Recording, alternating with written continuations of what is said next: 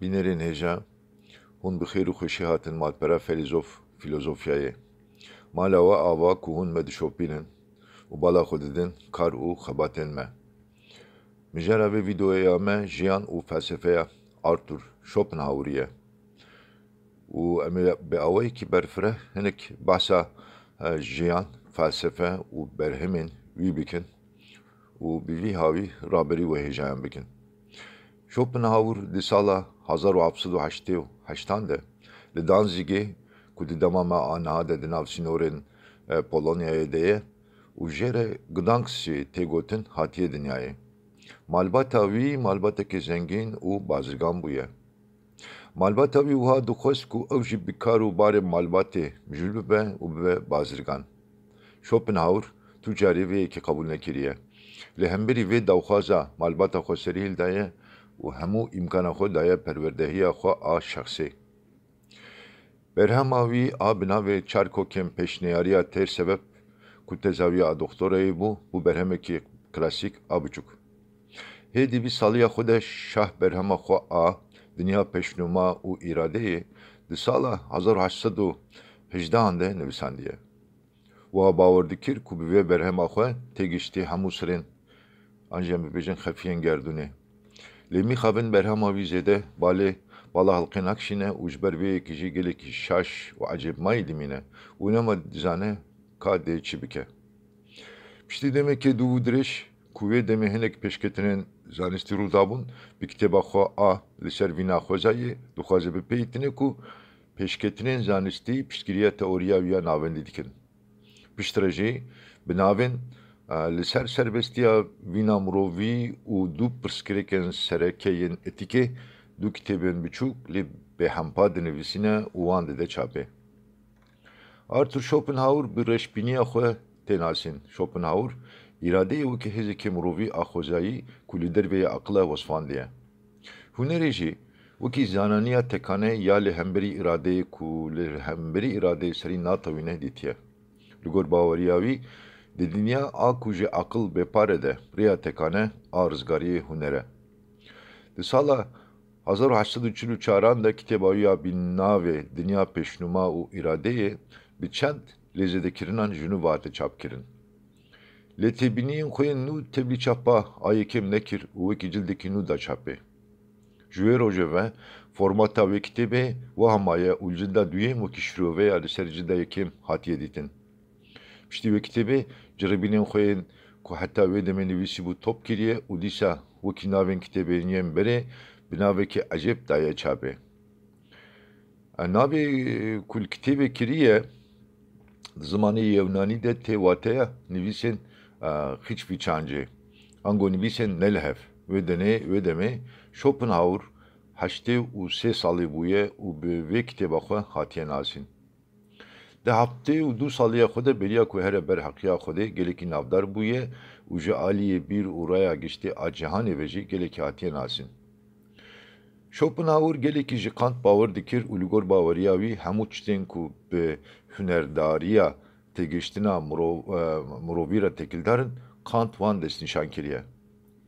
Dema meriv li dîroka felsefeyê mêze dike, bêyî guman meriv dikare bibêje ku gelek felîzof dibin tesîra felsefeya felîzofên beriya xwe de mane û ji wan ketûmet bûne.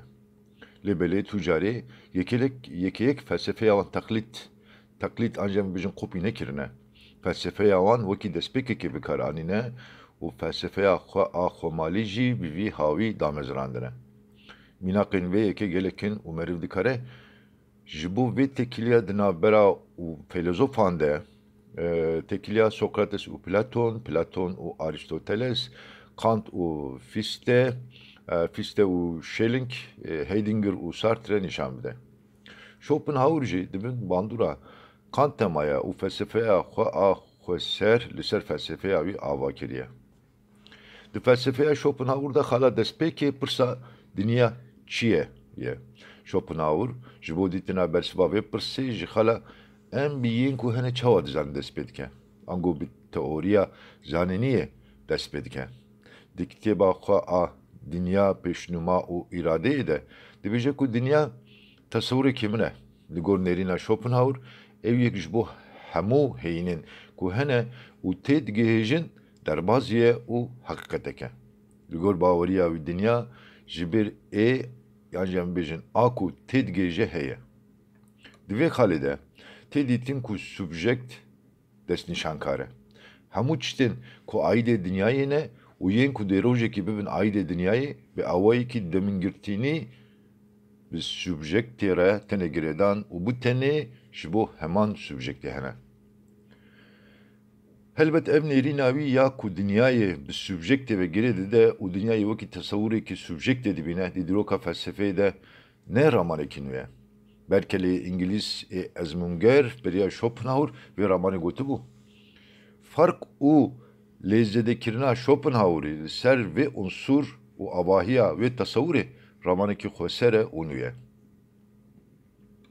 Li gor ramana Schopenhauer, cudahiya herî bingehîn a ku di navbera tesewûrên me de heye, cudahiya di navbera yên dîtpar û nedîtpar de ye. Ya duyêm, tenê beşekê tesewûran pêk dihîne. Ango, têgînan û li ser rûyê erdê ew bi tenê aîdê mirovan e. Ev taybetî mirovan ji heywanan cuda dike, ku ji berê ve jê re aqil hatiye gotin. Lêbelê Schopenhauer behrehedariya famkirinê û aqil ji hev cuda dike. Li gor nêrîna wî li cem heywanên herî sade jî behrehedariya famkirinê heye û ev behredarî li cem heywan û mirovan aynî ye û li her derê xwedî heman forma ayan e. Ku ew jî ji sebebê dervasbûna karîgeriyê û ji karîgeriyê dervasbûna sebebê. Ev zanayî jî zanayiya sedemoriyê ye. Di vê xalê de xweşxuya dike ku li cem Schopenhauer cudahiya bingehîn cudahiya behrehedariya famkirinê û aqil e. Çimkî ew wiha bawer dike ku behrehedariya famkirinê bi temamî ji aqil cuda ye û pejnedarî bi tenê aîdê behrehedariya famkirinê ye û ji tesîra aqil serbixwe. Ango ne dibin tesîra aqil de ye. Di vê xalê de jî bêguman ji Kant cuda dibe. Li Schopenhauer hînweriyên Kant rast dibîne û ji bo felsefeya xwe wekî bingehekî bi kar dihîne. Ev bingehekî wiha ye ku Schopenhauer ji bo vê yekî wiha gotiye. Tesîra ramanên Kant a ku di hişê mirov de xwe dide der dişibe emeliyata karakterê a mirovekî kor. Baweriya Schopenhauer ew bû ku digo beriya felsefeya min di vê felsefeya Kant baş were têgihiştin. Nexwe ne pêkane ku mirovek bikaribe tê bigêje felsefeya min. Ji ber gelek sebeban jî meriv bihêsanî dikare bibêje ku xala destpêka felsefeya Schopenhauer a mantiqî rexneya felsefeya Kant e. Rastaqîniya ku ne take kesî ye. Wekî tê zanîn Kant rastaqîniya tevbar wekî fenomenal û nûmenal kiribû du beş û di vê mijarê de Schopenhauer Kant mafdar dîtiye. Lêbelê di mijara nûmenan de bawer nedikir ku nûmen mîna ku di xwe de bin. Bi awayekî tevahî ne pêkane ku ji tiştinan werin holê. Dewre heke tiştên cihêreng hebin divê cihêrengîtî jî hebûya û ev yek jî ancak li war û demekê cihê dikaribû derbikete holê. Heke objekt, ango nesne, bar ji yekê din cihêreng be divê ew li war û demê jî cihêreng be. Nexwe meriv nikare bibêje ku ew objektekê cihêreng e. Ancak meriv dikare bibêje ku ew heman objekt e. Heta ev yek ji bo heyînên nedîtbar, mesela jimar jî, ji bo jimaran jî wiha ye. Ji ber vê yekê jî li dervê cih û demê cihêrengîbûn ne pêkane. Her tişt divê yek be û nehatibe guherîn. Di vê xalê de meriv dibîne ku tekîliya ramanên wî bi ramana Parmenidesî a ku gotibû hemû tişt yekin re heye. Her wiha dîsa Schopenhauer gotiye ku ne pêkane ku nûmen bikaribe bibe sebebê fenomenê. Dewra Kant bi xwe jî gotiye ku tekîliya sebeb û encamê, ango tekîliya sedemoriyê ancak di cîhana fenomenan de dikare pêk were. Ji ber vê yekê jî sedemorî nikare wî cihî bi wî cihî ku li dervê xwe ye girê bide. Mînak Kant berê gotibû ku tevgerên îradeyê ku li cihê nûmenan xwe didine der sebebê tevgerên bedenan me a azadin. Lêbelê Schopenhauer dibêje ku ev yek bêîmkan e. Li gor baweriya wî tevgerên îradeyê û tevgerên bedenî ku bi îradeyê re tekil darin yek û heman bûyêrin ku bi du awayên cihê têne tegihiştin yan jî dîtin. Di rewşekî de di hundurê de tê jîn û di rewşa din de jî li derve çavderî lê dibe. Du ajo ango içgüdü ew sebeb bin ku li hundurû têne jîn. Yên fenomenî ango diyardeyî ji yên nûmenî rastaqîniyek cihê nîne, lê heman rastaqîniyek ku bi rê û şeklên cihê tê zanîn. Li gor nêrîna Schopenhauer tiştê ku taybetiya xwe dide hemû qada nûmenê îrade ye. Hemû kozmos enerjiyê dike tiştekî cismî. Tu tekiliya wê enerjiya fenomenal bişê me re tune. Ev hêz ne hêzekê kesane ye, bê mebest, bê armanc û bê hişe. Nûmeniya vê hêzê li dinya fenomenî xwe dide der. Di destpêkê de Schopenhauer dixwaze ku di dewsa peyva fenomenalê de peyvekî din peyda bike û wê peyvê bikar bihîne. Demekî xwestiye ku jê re bibêje hêz, lê pişt re biryarê bi peyva îradeyê da ye. Di maneyekê wiha de bikaranîna peyva îradeyê di destpêkê de dibe sebebê gelek têgihiştinên şaş. Çimkî ew îrade ne takî kesî û kesane bû û armanc û mebestekî wê jî tune bû. Lewma jî gelekî zor hatiye têgihiştin. Lêbelê mebesta Schopenhauer jî tam jî ev yek bû. Heke emrê wî têrê bikira û hete sed sala bîstan karibûye bijiya, dibîtîta ku toqlînên fîzîkzanan ramanên wî yên li ser vejen û qeda hêzê xweş dipeyîtînin. Laşên me yên ku wekî objektekê di mekan û mekanê de hene, aîdê cîhana nûmenê ne û xwedana der a yekên ku cihêreng nebûne ne. Schopenhauer bi vê bûyerê, heke wekî bûyêrekî were dîtin, metafîzîkekê ji bo etîkê dike bingehek, ango Spartek û wekî bingeha felsefeya xwe a ahlaqê bikardihîne. Lêbelê dibêje ku bi tenê di cîhana fenomenan de em cihêreng xuya dikin. Di cîhana nûmenê de em yekin û ne cihêrengin ku ew der esasê hebûnatiya me ye. Ev yek jî hem hestiyarî, empatî, sozyarî, hezkirin, dilovanî, rehm û xîreta mirovan şîrove dike. Bi neheqî û zerardayînê ez zerar û ziyanê didim hebûna xwe a nihayî. Li gor nêrîna wî bingeha etîkê ev hemhestiyarî ye. Kant di vê xalî de gotibû ku aql e. Her wiha ev yek bingeha tekilî û danistandinên miroviyê jî. Schopenhauer dibêje piştî ku min ramanên xwe berfireh kir min felsefeya rojhilatê nas kir. Beriya dewra wî meriv dikare bibêje ku metnên klasîk yên Hinduîzm û Budîzmê zêde nedihatin zanîn. Ji ber vê yekî jî felsefeya rojavayê bêyî ku hay ji wan hebe heta vê qonaxê hatiye. Berhemên klasîk yên felsefeya rojhilatê ancak di sed sala nozdehan de li zimanên rojavayê hatine wergerandin. Ji bo zimanê Almanî meriv dikare bibêje ku pêşengê vê nûjeniyê rojhilatekî bi navê Friedrich Majere ku Schopenhauer di 20 saliya xwe de wî nas kiriye. Schopenhauer wê demê kitêba xwe a yekêm dabû çapkirin û dest bi şahberhema xwe jî kiribû. Kesek ku Hinduîzm û Budîzmê bi Schopenhauerî re daye naskirin Majerî ye. Dema Schopenhauer dîtiye ku hinek hînweriyên wan yên sereke û encamên ku wî û Kant bi dest xistibûn gelekî dîşibine hev jê gelekî şaş bûye. Xebat û lekulînên Kant û Schopenhauerî di nav loda kevnoşopiya felsefeya rojavayê de dihatin dîtin ku ew kevnoşopî jî xwe digihîne yewnana kevnar e. Di felsefeya Sokrates, Platon û bi felsefeya rojavayê baş dizanibûn. Bi taybetî jî xwe wekî pirçeyekî wê raheşmendiya ku ji aliyê John Locke û David Hume'yî ve hatibû destpêkandin dihesibandin. Piştî Platon meriv dikare bibêje ku kevneşopiya rojavayê di têgihiştina cihana toqlîna rola fîzîka ku li ser hîmê matematîkê hatiye damezrandin, gelekî mezin hatiye dîtin û heta digotin ku nifteya têgihiştinê jî fîzîka matematîkê ye. Lêbelê bawer nedikirin ku hemû tişt ji cihana toqlînî têtin. Lê li dervê qeda felsefeyê baweriyê bi dînê xwe jî anên û ji bo ku bikaribin xebatên xwe yên felsefî bi rê û rêbazên aqlî bipeyîtin li ber xwe dan. Lêbelê felsefeya rojhilatê a ku Schopenhauer wê kevş kiribû ji vê yekê cihê bû. Xwe nespart bû zanistê, xwe spart bû dîn, heta dikare were gotin ku dîn belkî serwerê wê felsefeyê bû jî. Li gel vê yekê jî xwe gihand bû heman encaman.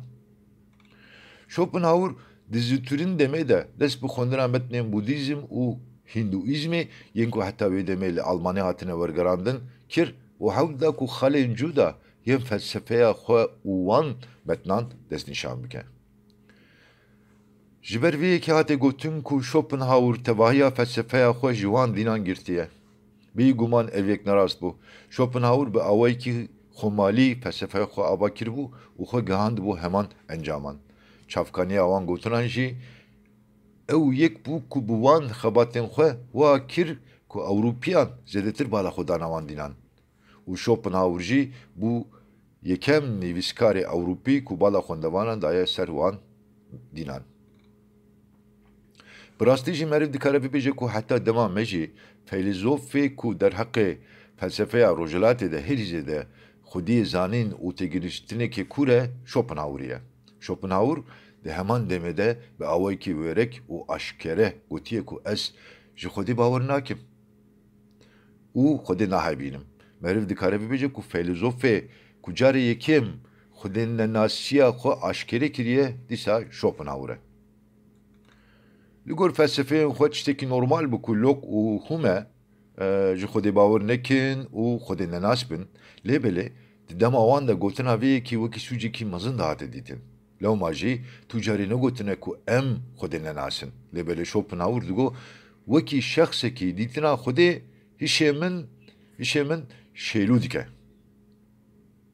Lewre ew bi tenê tesewurekî hişê mirovî ye û ev rewş ji bo romana ruh şîwha ye. Schopenhauer wiha bawer dikir ku di cihana teqlînî de mane û armancek tune û di vê xala dawiyê de jî hîçayiyek di xwe de ye. Ji ber ku cihana teqlînî bi temamî girêdayî objektê ye ancak li cem me ji ber wiha tê fikirîn ku ew bi temamî ji me serbixwe ye rê li hestekî wiha vedike û ew bi temamî şaşîtiyek e. Ji ber vê yekî jî ji bo ku ew ne medane kurtîne divê em jî bawer nekin. Bêguman hemû hînweriyên wî bi awayekî ecêb dişibiyan hinek hînweriyên Budîzmê. Li gel vê yekê jî meriv dikare bibêje ku bêyî ku heya Schopenhauerî ji Budîzmê hebe û bi awayekî serbixwe wî xwe gihand bû heman encaman. Schopenhauer ji jiyanê û ji rewşa dinyayê gelekî titirsiya û zêde ji dinyayê hez nedikir. Ew qada ku xwezaya heywanî serwerê wê bû jê re gelekî tirstêr dihat. Piraniya candaran nêçîra candarên din dikirin, wan dixwarin û wiha dijiyan. Her wiha her serê saniyeyê bi hezaran heywan bi zindî dihatine perçekirin û xwarin. Bi vê ja xwezaya ku bi lapûşk û diran bixwîne bi temamî rastiyekî xwîndar e. Derheqê xwezaya mirovan de romanên Schopenhauerî gelekî dişibiya vê yekê. Li her deverê şiddet û beadeletî hebû û her jiyana şexsî jî ew trajediya bêmane bû ku dê bi mirinê davî bibûya. Mirov di temamiya jiyana xwe de koleyê xwestekên xwe bûn û dema yek dihat bi destxistin yekî din dest pê dikir û yan jî yekî din dikete dewsa wan. Ji ber vê yekê jî mirov tu carê têr nedibûn û nabin çavkaniya janê êşê tam jî ev hebûnatiyê me bû. Çawa ku Spinoza wekî şahê panteîstan û John Locke jî wekî şahê lîberalan dihat naskirin, Schopenhauer jî wekî şahê bedbînan hatiye nasîn û bi rastî jî derheqê hebûna mirovî de gelekî bedbîn bûye. Li gor bîr û baweriya Schopenhauerî ji bo demekê kurt be jî mirov dikarin xwe ji wê zîndana tarî a dinyayê rizgar bikin. Rêya vê yekê heye ku ew jî huner bixwe ye. Ancak birêya helbest wê ne peyker drama û mûzîkê em dikarin xwe ji wê îşkenceya ku îrade dibe sebebê wê xwe rizgar bikin. Ji bo demekî kurt be jî birêya hunerê em dikarin xwe ji cîhana toqlînî rizgar bikin û bi tiştekî cêhreng a neyînî re tekiliyê deynin. Schopenhauer pêkhatina vê yekê bi awayekî dûr û dirêj dibe dibêje. Yeko li hemû curê huneran vedikule û ji gelek filozofên navdar zêdetir li ser mijarên naborî disekine. Meriv dikare bibêje ku bittinê Schelling jê zêdetir li ser wan mijarên naborî vekoliya ye û li wan vekola ye. Schopenhauer ji hemû huneran zêdetir giringiyê daye muzîkê û muzîkê ji hemû huneran bilind nirxandiye. Piştî Schopenhauer gelek müzikjenên naskirî yên wekî Wagner, Mahler nivîsên wî yên li ser muzîkê wekî nivîsên herî Kurd dîtine. Tesîra wî ya li ser hunermendên afraner û meriv dikare bibêje ku ji hemû filozofan zêdetir bûye û taybetî jî romannivîs gelekî dibin bandora fikrên wî de mane. Leo Tolstoy, Ivan Turgenev, Guido Maupassant, Emile Zola, Marcel Proust, Thomas Hardy, Joseph Conrad, Thomas Mann di terzên xwe de ji Schopenhauerî gelekî hezkirine. Li derveyê muzîkê jî tesîra wî ya herî zêde li ser jiyana Richard Wagnerî xwedaya der. Her wiha li derveyê hunerê jî li ser filozofên wekî Nietzsche, Wittgenstein û Popper tesîra wî gelekî mezin e.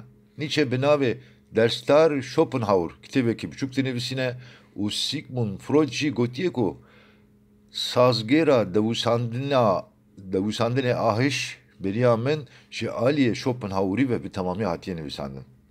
Heke meriv bi kurtasî bibêje, wê demê meriv bi hesanî dikare bibêje ku tesîra felsefeya Schopenhauerî ya li ser çanda serdema xwe gelekî mezin e û ew tesîr hê jî berdewam dike. Berhemên serekeyên Schopenhauer ev in. A yekêm Çarkokên pêşniyariya tersebebe ku di sala 1813 de nivîsiye, a duyêm Dinya Pêşnûma a Vîneyê ye ku di 1818 de nivîsiye, a sêyan li ser Vîna Xwezayê ye, a çaran li ser serbestiya Vîna mirovî ye, a pêncan du pirsgirêkên serekeyên etîkê ne, a şeşan jî nivîsên ne li hev, ancak bibêjin nivîsên nîç vî çandî ne.